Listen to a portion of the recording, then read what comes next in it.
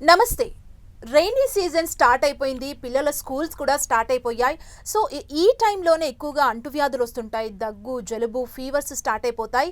So, చిన్న పిల్లలకు కావచ్చు, వృద్ధులకు కావచ్చు, ఇలాంటి సమస్యల బారిన పడే అవకాశం ఎక్కువగా ఉంటుంది కాబట్టి, సో, వీటి నుంచి బయటపడడం ఎలా? చిన్న చిన్న చిట్కాలతో హాస్పిటల్ వరకు వెళ్లకుండా ఆరోగ్యంగా ఉండడం ఎలానో తెలుసుకుందాం. మనతో పాటు ఉన్నారు డాక్టర్ పూర్ణ రాజేశ్వరి గారు ఉన్నారు. Ayurvedic doctor. డాక్టర్తో మాట్లాడదాం. డాక్టర్ నుంచి చిట్కాలను తెలుసుకునే ప్రయత్నం చేద్దాం. Hello doctor, welcome to 10 TV studios. Welcome అమ్మా. వర్షాకాలం స్టార్ట్ అయిపోయింది. పిల్లల స్కూల్స్ కూడా స్టార్ట్ అయ్యాయి. సో ఇప్పుడు దగ్గు, జలుబు అండ్ ఫీవర్స్ ఎక్కువగా వచ్చే ఛాన్స్ ఉంటుంది. అంటువ్యాధులు ప్రబలే అవకాశం ఉంటుంది కాబట్టి సో ఎలాంటి చిట్కాలు పాటిస్తే మంచిది? చిట్కాలతో పాటుగా వాళ్ళు కొంచెం రోజు రెగ్యులర్గా సాధన కూడా చేసుకోవాలి. ఎందుకంటే ఏదో చిట్కా అంటే అలా వేసేసుకుని అలా వదిలేయడం అలా కాకుండా అసలు ఇంపార్టెంట్ ప్లానింగ్ కూడా చేసుకోవచ్చు మనం. వేసవికాలం అంతా విపరీతంగా కూల్ డ్రింక్స్ అని, ఐస్ క్రీమ్స్ అని చల్లచల్లగా ఫ్రిడ్జ్లోనే ఉండిపోదాం అనిపిస్తుంది, అంత వేడి కదా. సో ఆ స్టేజ్ నుంచి ఇప్పుడు వర్షాలు స్టార్ట్ అయిపోయినాయి. ఇంకా నెమ్మదిగా చల్లదనం వచ్చేస్తుంది కాబట్టి ఇంకా ఇన్నాళ్ళు తీసుకున్నటువంటి ఫుడ్ హ్యాబిట్స్ మార్చుకోవాలి. వేసవికాలం నుంచి వర్షాకాలానికి ఏవి ఉపయోగకరమో అవి ప్లాన్ చేసుకోవాలి. అది ఆయుర్వేదంలో ఏంటంటే ఋతుచర్య అని ఉంటుంది. సో వేసవికాలం గ్రీష్మ ఋతువు నుంచి ఇప్పుడు మనం వర్ష ఋతువులోకి వస్తున్నాం. సో ఈ టైంలో కొన్ని పాత అలవాట్లను మానుకుని కొత్త అలవాట్లు మళ్ళీ కొత్తగా చేసుకోవాలి. ప్రతి 2 నెలలకి మనకి ఋతువు మారుతుంది కదా. ఋతువుకు అనుసంధానంగా మనం మన ఆహార విహారాలు మార్చుకుంటే చాలా వరకు ప్రాబ్లమ్స్ రావు. అలా కాకుండా మనం ఇప్పుడు కూడా నేను అలాగే అంతంత నీళ్ళు తాగుతాను, ఫ్రిడ్జ్లో నీళ్ళు తాగుతాను, కూల్ డ్రింక్స్ తాగుతాను అంటే ఎవరు ఏం చేయలేరు, చాలా ప్రాబ్లమ్స్ వస్తాయి. అందుకని ముఖ్యంగా పిల్లల్లో మార్పు తీసుకురావాలి. సో దానికి ఏంటంటే వర్ష ఋతువులు ఏంటంటే ఏది తాగినా గోరువెచ్చగా ఉండేలాగా చూసుకోవాలి. ప్రొద్దున్నే లేచిన వెంటనే 1 లీటర్ నీళ్లు కాసేసి అందరూ తల ఒక గ్లాస్ తాగేసేస్తే చాలా మంచిది. సెకండ్ టైం ఏం చేయాలంటే ఆ వేడి నీళ్ళల్లోనే కొంచెం అల్లం దంచేసేసి వేసేసి అందులో కొంచెం జీలకర్ర, కొంచెం మిరియాలు, తర్వాత తులసాకులు, లేదా తమలపాకులైనా ఓకే, పుదీనాకులు ఇవన్నీ కొంచెం చల్లేసేసి పొంగాక స్టవ్ కట్టేసేయాలి, మూత పెట్టేసేసి తర్వాత అందరూ కూడా ఒక హెల్త్ డ్రింక్ లాగా తాగాలి.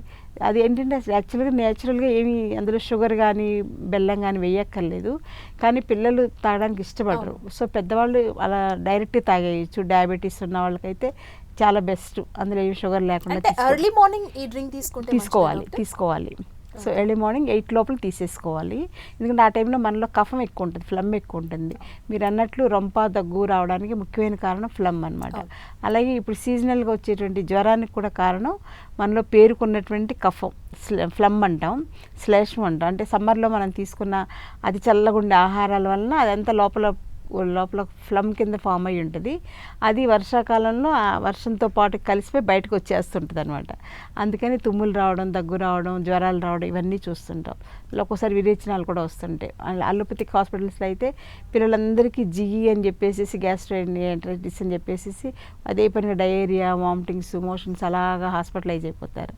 సో అలాగ అవ్వకుండా ఉండాలంటే ఇలాంటి డైట్ కేర్ అనేది చాలా ఇంపార్టెంట్. సో వేడి నీళ్ళల్లో కొంచెం అల్లం దంచేసేసి అందులో కొంచెం జీలకర్ర, కొంచెం మిరియాల పౌడర్ వేసుకుని కొంచెం మనం తులసాకులు కానీ, పుదీనాకులు కానీ, తమలపాకులు కానీ వేసేసి మూత పెట్టేసేసి స్టవ్ కట్టేసేసి మూత పెట్టేసేయాలి. ఒక 5 నిమిషాలు వడకట్టుకుని పెద్దవాళ్ళు డైరెక్ట్ తాగొచ్చు. పిల్లలైతే కొంచెం అందులో బెల్లం కానీ ఏదో ఒకటి కలిపి ఇవ్వాలి పిల్లలకి. బెల్లం పొడి కానీ, అంటే పంచదార వాడడం కూడా మంచిది కాదు కదా. పంచదార వలన చాలా ప్రాబ్లమ్స్ వస్తున్నాయి. ముఖ్యంగా డయాబెటీస్ అనేది పెద్ద ప్రాబ్లం. దాంతోపాటుగా ఇంకా చాలా ప్రాబ్లమ్స్ వస్తున్నాయి కాబట్టి క్రమక్రమంగా పంచదార వాడుకోవడం పూర్తిగా మానేసేసి బెల్లంలోకి వచ్చేసేయాలి. సో ఇది ఒకటి మంచి రెసిపీ అమ్మ. తర్వాత మధ్యాహ్నం భోజనం కూడా వీలైనంత వరకు వేడిగానే తీసుకోవాలి. అంటే వేడివేడిగా చారన్నం, కూరన్నం అట్లా ఏది వీలైతే అది వేడన్నం తినడం అనేది మంచి పద్ధతి. వేడిగా తీసుకోవడం వల్ల మనకి ఫ్లమ్ అది ఏర్పడకుండా ఉంటుంది అనమాట. లేకపోతే నిల్వ ఉన్నది తీసుకుంటే, చల్లగా ఉన్నది తీసుకుంటే మళ్ళీ అది డైజెస్ట్ అవ్వడానికి, మళ్ళీ ఫ్లమ్ ఫామ్ అవ్వడానికి ఎక్కువ అవకాశం ఉంటుంది. కాబట్టి కొంచెం గోరువెచ్చగా ఆహారం, తప్పనిసరిగా చారు తీసుకోవాలి. చారులో ఏంటంటే ధనియాల పొడి కానీ అలాంటివి వేసి తీసుకోవాలి. పులుసు కానీ, చారు కానీ అట్లాగా హితవుగా ఉండే ఆహారం తీసుకోవాలి. అలాగే సాయంత్రం పూట కూడా టీ తీసుకునే అలవాటు ఉంటే గ్రీన్ టీ కానీ, లేకపోతే ఆయుర్వేదిక్ హెర్బ్స్ తోటి టీ కానీ పెట్టుకుని తాగొచ్చు. లేదా మామూలు పాలతోటైనా టీ తీసుకోవచ్చు, ప్రాబ్లం లేదు.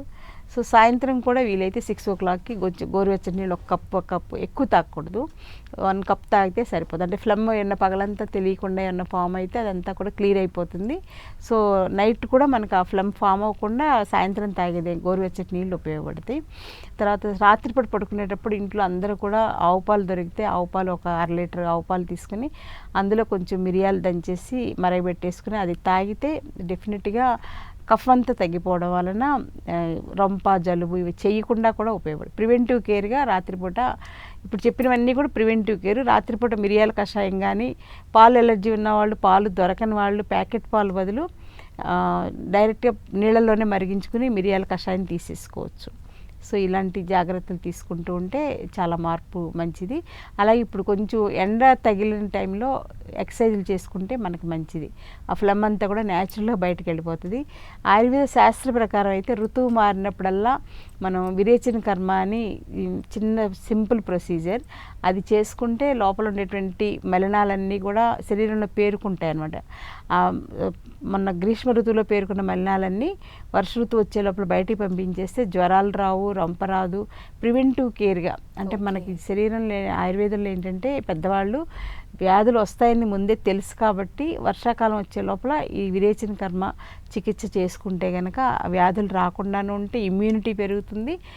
పెద్ద ప్రాబ్లమ్స్ అయినటువంటి డయాబెటీస్, లైఫ్ స్టైల్ డిజార్డర్స్కు, ఆస్తమా ఇలాంటివి రాకుండా కూడా ఉపయోగపడేలాగా మనకు ఒక మంచి జీవన విధానాన్ని మన పెద్దవాళ్ళు మనకి ఇచ్చారు. కానీ మనం మర్చిపోతున్నాం, ఏది వర్షాకాలమో ఏది వేసవకాలం, ఏది పగలో ఏది రాత్రో తెలియకుండా జీవిస్తున్నాం. కాబట్టి మనమే కోర్ లైఫ్ స్టైల్ డిజార్డర్స్ తెచ్చుకుంటున్నాం. అందుచేత మనకు పాత రోజుల్లో కూడా ఋతువు మారినప్పుడల్లా 2 నెలలకు ఒకసారి మా ఇంట్లో చిన్న మెడిసిన్ వేసేవాళ్ళు.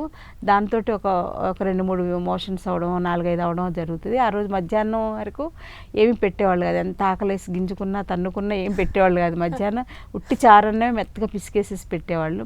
ఇంకా లేచి ఎప్పుడు ఆడుకుందాం, పక్కన పిల్లలందరూ ఆడుకుంటుంటారు, మనం ఆడుకోవడానికి అవకాశం ఉండదు, వెళ్ళనివారు పెద్దవాళ్ళు. రెస్ట్గా ఉండాలి అంటే విరేచన కర్మ అప్పుడు బాడీ తను క్లీన్ చేసుకున్నప్పుడు మనం విరేచన రెస్ట్గా ఉంటే బాడీ బాగా హీల్ అవుతుంది అనమాట. సో అట్లాంటి జాగ్రత్తలు మన భారతీయ జీవన విధానంలో ఎన్నో సంవత్సరాల నుంచి ఉన్నవన్నీ కూడా ఇప్పుడు మనం మర్చిపోయాం. కాబట్టి చాలా ఎక్కువ ప్రాబ్లమ్స్ మనమే కోరి తెచ్చుకుంటున్నాం. ఒక్కసారి అందరికీ పెద్దవాళ్ళందరికీ, నా ఏజ్ గ్రూప్ వాళ్ళందరికీ ఆ విధానం తెలిసే ఉంటుంది. కాబట్టి అది మళ్ళీ స్టార్ట్ చేసుకుంటే ఎవరి కుటుంబంలో వాళ్ళైనా ట్రై చేయొచ్చు.